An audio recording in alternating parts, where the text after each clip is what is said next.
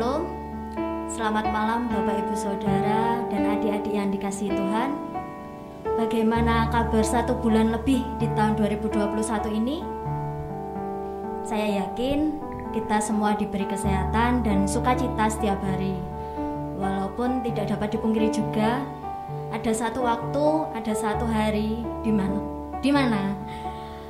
mana kita merasakan kesedihan, kekecewaan, ketakutan dan kebingungan. Bahkan kita seperti sudah tidak ada jalan lagi, ingin menyerah rasanya. Tetapi lebih dari semua rasa itu, kita mempunyai Tuhan yang sangat sayang kepada kita. Dia adalah sandaran kita yang kekal. Dia memberikan keamanan, kenyamanan, dan Dia memelihara kita untuk tetap kuat sehingga kita dapat bangkit kembali. Seperti ada tertulis di Ulangan 33 ayat 27, Allah yang abadi adalah tempat perlindunganmu, dan di bawahmu ada lengan-lengan yang kekal. Ia mengusir musuh dari depanmu dan berfirman, punahkanlah. Dan saat ini kita akan datang kepada Tuhan. Kita nyatakan bahwa Tuhan adalah sandaran kita yang kekal. Seperti nyanyian pujian nomor 149. Ku bersandar pada yang kekal, dan kita akan pujikan ayat 1 dan 3.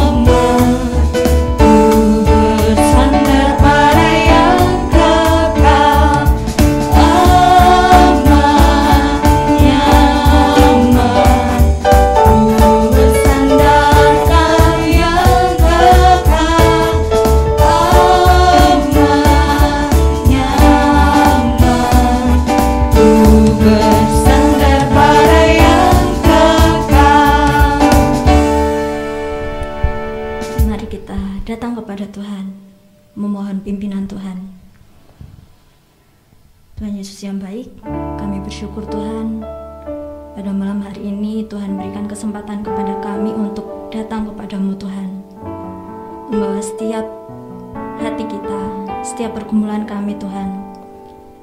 Kami menyerahkan Tuhan ibadah doa kami menyerahkan dari awal hingga akhirnya nanti. Kiranya Tuhan yang akan berkarya dan Tuhan yang akan memimpin kami.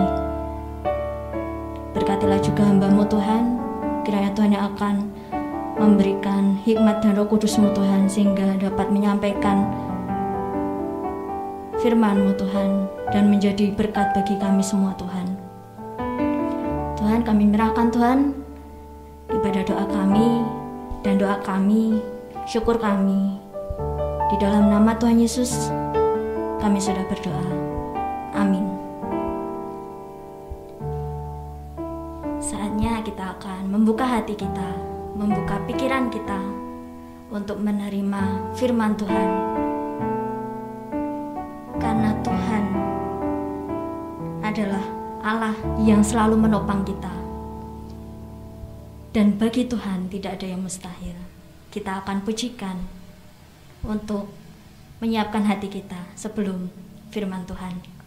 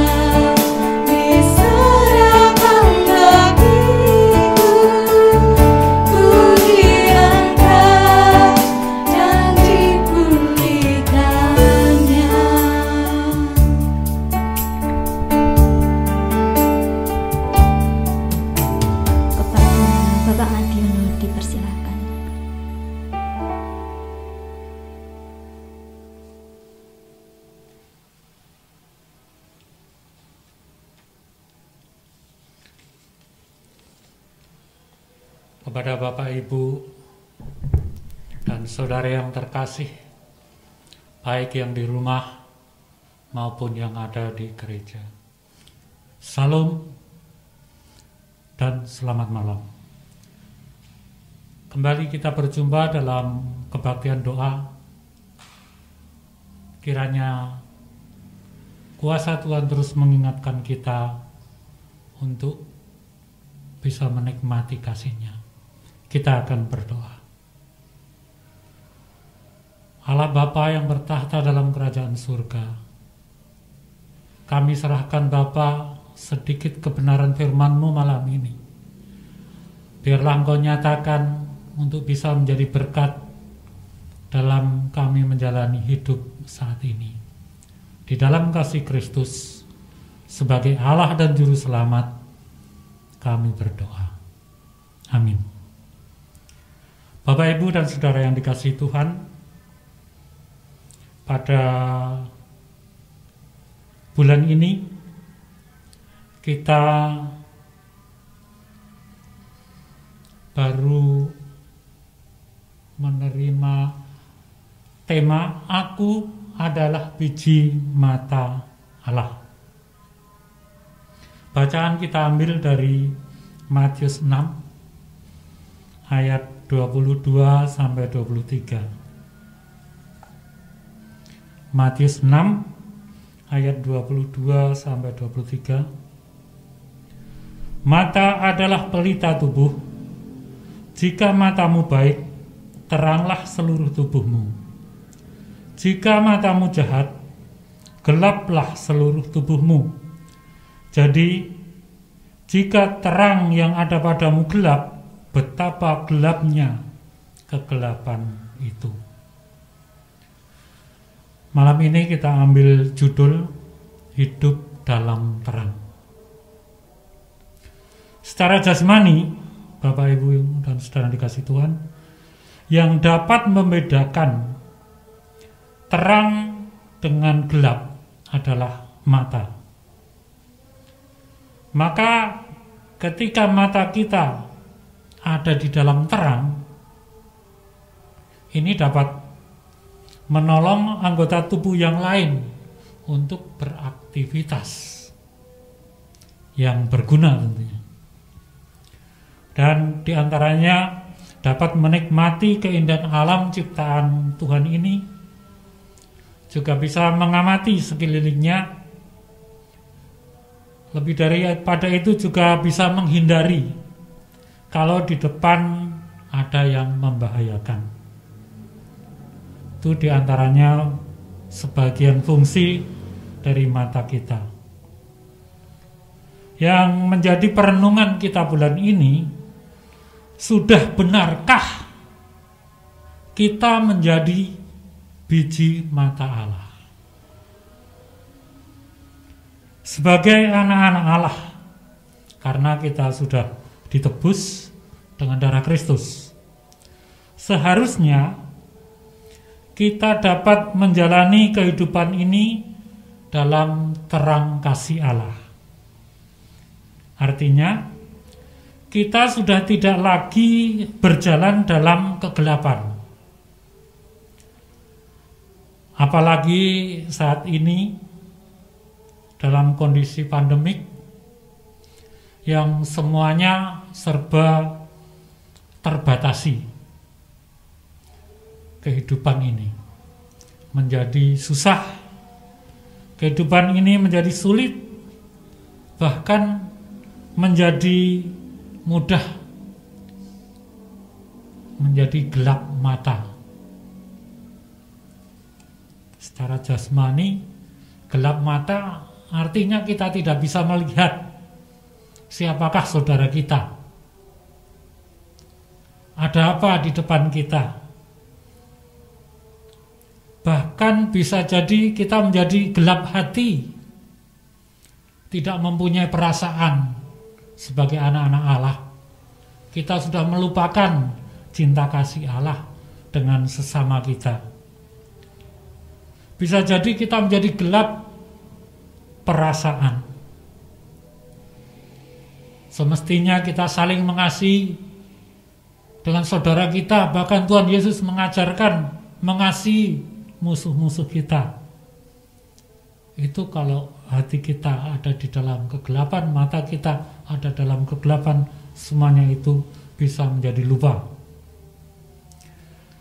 Yang mengakibatkan kita tidak dapat membedakan perbuatan mana yang baik, mana yang jahat, juga mana yang menjadi kehendak Allah dan mana yang menjadi kehendak diri kita.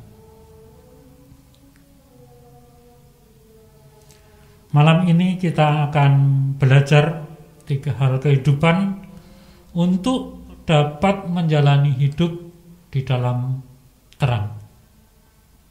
1, kita berusaha hidup menempel Tuhan Yesus.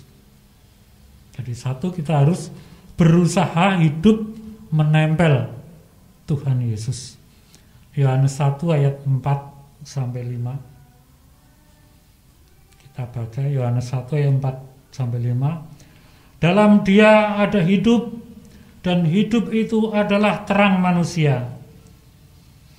Terang itu bercahaya di dalam kegelapan, dan kegelapan itu tidak menguasainya.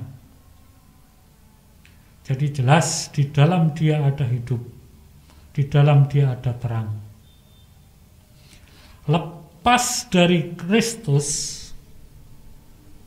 itu akan gelap. Lepas dari Kristus kita akan mati secara rohani. Tidak ada terang. Artinya dalam menjalani kehidupan ini bisa menjadi egois, hidup menurut kedagingan, dan pasti tidak ada kasih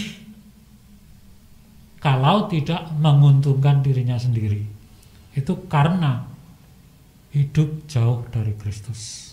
Artinya kita harus bisa hidup terus menempel dengan Kristus. Yang kedua, berusaha mengumpulkan harta di surga. Di Matius 6 ayat 20. Tetapi kumpulkanlah bagimu harta di surga. Di surga ngengat dan karat tidak merusakkannya, dan pencuri tidak membongkar serta mencurinya. Jadi jelas sekali firman Tuhan ini mengajarkan kita, kumpulkanlah bagimu harta di surga. Ini mengingatkan kita bahwa kita ada kehidupan lagi setelah kematian. Jadi mengingatkan kita bahwa ada kehidupan setelah kematian. Makanya Tuhan mengingatkan, kumpulkanlah harta di surga. Jangan lagi hidup kita fokus ke hal-hal duniawi yang fana ini. Jadi ketika hidup kita terfokus kepada hal-hal duniawi yang fana, pastilah kita melupakan harta surgawi. Dan kita bisa berbuat menghalalkan segala cara. Itu tidak menjadi kehendak Allah. Dan bisa menjadi gelap mata, bisa lupa sesama, dan melupakan kedua hukum Tuhan. Mengasihi Tuhan dengan sepenuh hati, akal budi, dan mengasihi sesama seperti diri kita sendiri.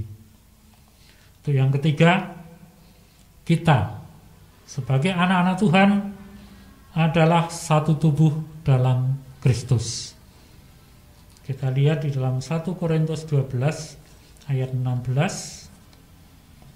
1 Korintus 12 16. Dan andai kata telinga berkata, karena aku bukan mata, aku tidak termasuk tubuh.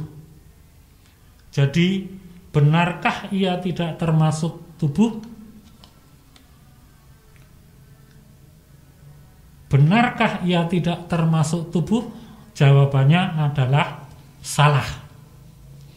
Yang benar, setiap kita, warga jemaat khususnya, warga GBI Sidomoyo, dan semua orang yang sudah percaya kepada Tuhan Yesus adalah menjadi satu tubuh dalam Tuhan Yesus Kristus. Ini mestinya seperti itu. Oleh karena itu, mari kita jaga persaudaraan kita. Kita pelihara dan kita saling mengasihi dengan tulus, karena kita ini menjadi satu tubuh dalam Kristus. Kesimpulan, untuk kita bisa hidup dalam terang, hidup menempel dalam Kristus agar bisa menjadi terang. Kedua, kita berusaha mengumpulkan harta di surga. Yang ketiga, tetap hidup menjadi satu tubuh dalam Kristus, sehingga kita dapat menjalani hidup dalam terang kasih Allah, sehingga menjadi pantas bila kita menjadi biji mata Allah. Kita akan berdoa. Kami serahkan Bapa kebenaran firman-Mu ini, kiranya terus mengingatkan dan menguatkan kehidupan rohani kami, bahwa sesungguhnya anak-anak-Mu ini adalah biji mata Tuhan yang mestinya dapat menyinarkan cinta kasih-Mu kepada dunia dan melihat terang yang indah sebagai ciptaan-Mu. Terima kasih Tuhan Yesus. Amin.